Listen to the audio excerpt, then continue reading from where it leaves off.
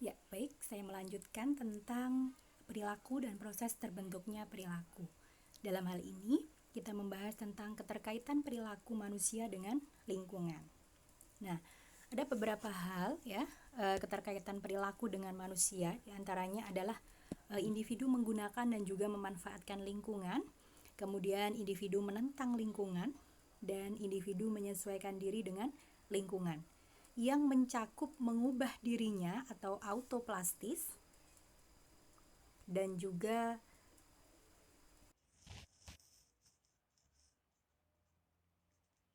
ya terkait beberapa keterkaitan perilaku manusia. Yang ketiga adalah individu menyesuaikan diri dengan lingkungan yang mencakup mengubah dirinya atau kita sebut dengan autoplastis, kemudian mengubah lingkungan atau kita sebut dengan alloplastis. Nah, ini beberapa skema begitu ya, penjelasan mengenai penyesuaian diri yang dilakukan oleh individu terhadap lingkungan. Ada juga yang kita sebut dengan kompromi. Penyesuaian diri autoplastis, yaitu penyesuaian yang dilakukan individu agar dirinya sesuai dengan lingkungan. Contoh, seorang juru rawat di rumah sakit pada mulanya merasa mual ketika mencium bau obat-obatan. Namun, lama-kelamaan menjadi terbiasa dan tidak menjadi gangguan lagi karena dirinya telah menyesuaikan diri dengan lingkungan. Jadi awal-awalnya memang dengan bau-bau medis begitu ya, baunya rumah sakit kan khas begitu ya. Awalnya dia mungkin akan mual begitu ya, karena kemudian apa yang ada dalam dirinya berusaha untuk mampu menyesuaikan itu tadi, sehingga yang terjadi adalah autoplastis, dirinya sendiri yang berupaya menyesuaikan. Kemudian yang kedua, penyesuaian alloplastis. Individu berusaha merubah lingkungannya. Ya, contoh dalam cuaca panas, individu menyalakan kipas angin atau mengatur suhu AC supaya ruangan menjadi sejuk. Ya.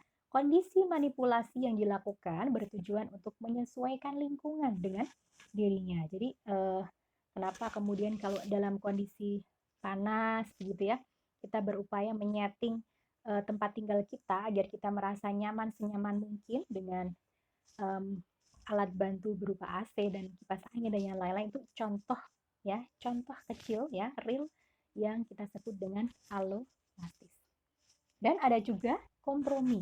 Kalau kompromi itu sesuai dengan kesepakatan ya, mana yang kemudian sesuai dengan kesepakatan dirinya dengan lingkungannya seperti apa ya.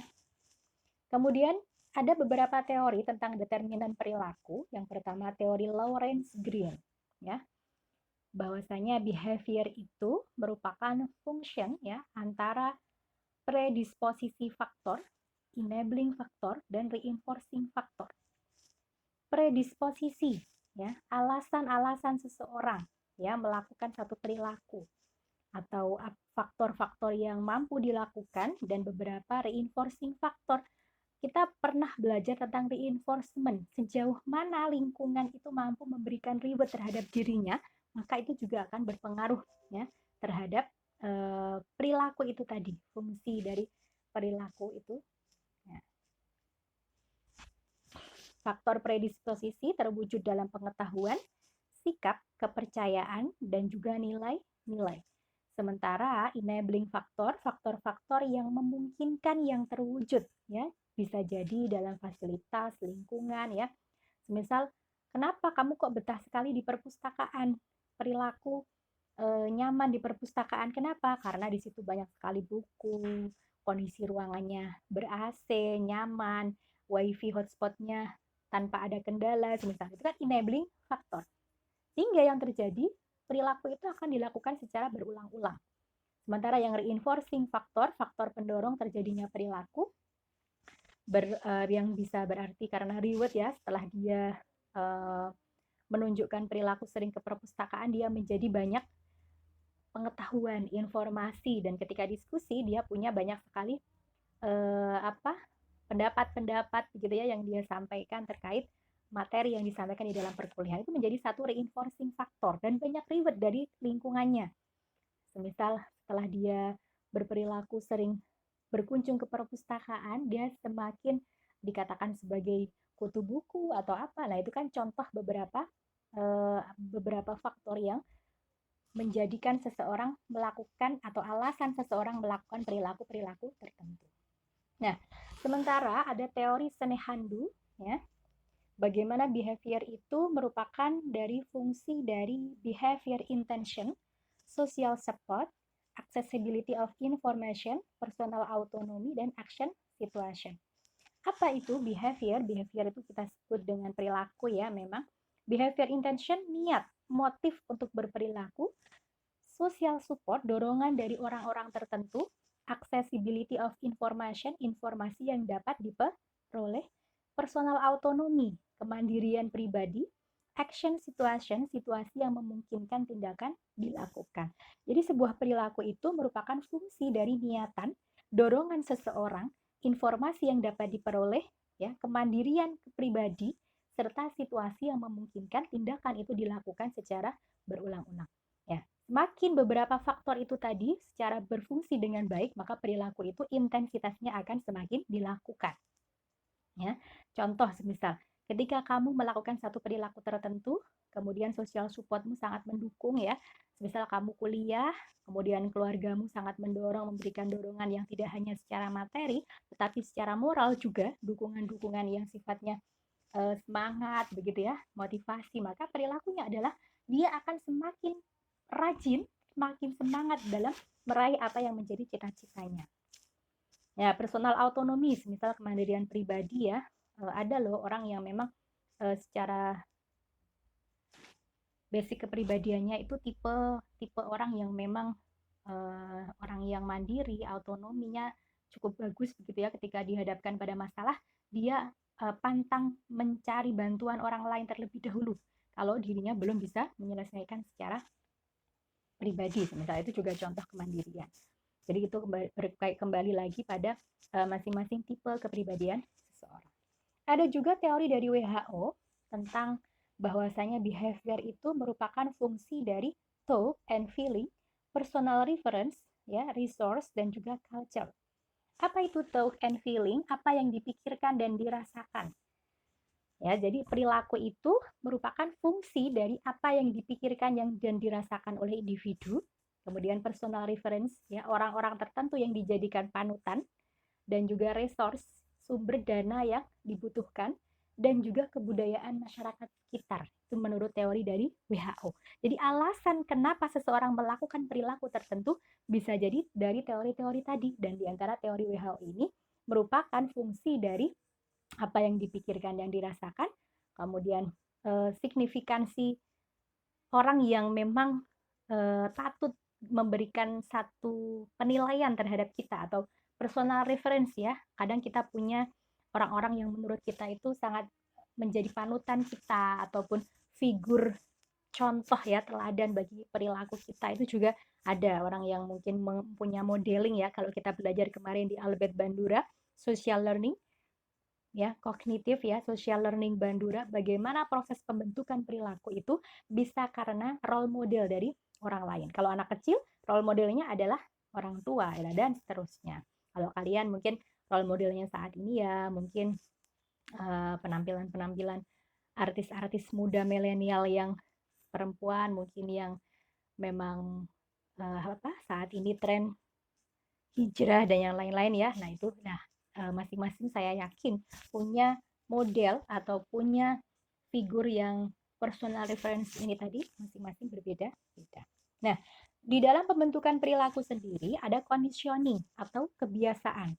Dengan cara membiasakan diri untuk berperilaku seperti yang diharapkan, maka akhirnya akan terbentuk perilaku tertentu. Semisal biasa bangun pagi, menggosok gigi sebelum tidur, itu akan menjadi sebuah kebiasaan. Kalau semisal kamu sudah kebiasaannya hal-hal yang sifatnya baik, positif begitu ya. Contoh kalau kamu belum sholat duha dalam satu hari atau pagi ini tadi, ada satu hal yang kurang begitu ya. Atau kalau kamu tengah malam belum sholat tahajud, ada sesuatu hal yang kurang. Itu berkaitan dengan pembiasaan atau conditioning. Ada pengertian atau insight. Cara ini berdasar atas teori belajar kognitif, belajar disertai dengan pengertian, dan juga model. Nah, belajar dengan menggunakan contoh. Tadi sudah kita bahas. Sementara teori kognitif menggunakan pikiran untuk menentukan perilaku orang berperilaku biasanya yang membawa manfaat besar dan akibat yang ditimbulkannya kecil. Nah, teori perilaku menurut Walgito tadi sudah sempat dibahas juga oleh teman-teman yang presentasi tentang teori insting. Insting merupakan perilaku yang innate, ya, perilaku bawaan yang akan dapat mengalami perubahan jika ada pengalaman. Yang kedua, teori dorongan. Adanya dorongan-dorongan atau drive dalam diri manusia yang berupa kebutuhan-kebutuhan tertentu. Dan teori insentif. Perilaku terjadi karena adanya insentif. Insentif ini disebut juga dengan reinforcement. Ada dua reinforcement, positif dan negatif. Sementara teori atribusi menerangkan tentang sebab-sebab terjadinya perilaku. Perilaku karena faktor internal, misal motif, sikap, faktor eksternalnya keluarga dan masyarakat. Nah, sementara teori tentang perubahan perilaku adalah teori stimulus organisme. Perilaku itu terbentuk sebagai respon terhadap perangsang tertentu, oleh karena itu perilaku dapat berubah jika terdapat perangsang yang intensitasnya melebihi perangsang sebelumnya. Ada teori Festinger, ya, disonansi teori. Perilaku seseorang dapat berubah jika pada dirinya terjadi ketidakseimbangan psikologis. Ketidakseimbangan mendorong yang bersangkutan untuk kembali kepada keadaan seimbang atau tenang secara psikologis. Dan hal ini bisa dicapai dengan melakukan perubahan perilaku. Nah, sementara ada teori fungsi, perilaku manusia berhubungan dengan kebutuhannya. Perilaku memiliki fungsi instrumental, artinya berfungsi untuk memenuhi kebutuhan. Perilaku berfungsi sebagai pertahanan diri dalam menghadapi lingkungan. Kemudian perilaku berfungsi untuk menyesuaikan diri terhadap apa yang terjadi dan perilaku merupakan perwujudan atau ekspresi diri. Teknik-teknik mengungkap perilaku manusia, ya, ada tentang teknik observasi, wawancara, kuesioner, analisis karya, biografi dan tes. Observasi kita kenal dengan bagaimana teknik mengamati, begitu ya, kemudian kita catat, kita tulis. Sementara wawancara, kita mewawancarai seseorang, kuesioner dengan menyebarkan angket. Analisis karya, kita melihat hasil karya anak, semisal contoh ya, ini contoh anak kecil, anak PAUD. Kita lihat hasil karyanya sejauh mana sih kemampuan motorik halusnya, motorik kasarnya seperti apa. Itu dengan analisis karya. Biografi, ataupun dengan tes. Oke, mudah-mudahan bermanfaat. Itu tadi beberapa penjelasan terkait perilaku dan juga proses terbentuknya perilaku. Mudah-mudahan bermanfaat. Jika dianggap baik dan juga bermanfaat, bisa juga like dan juga subscribe. Terima kasih. Kita tutup dengan bacaan hamdalah bersama-sama. Alhamdulillahirabbil alamin. Wassalamualaikum warahmatullahi wabarakatuh.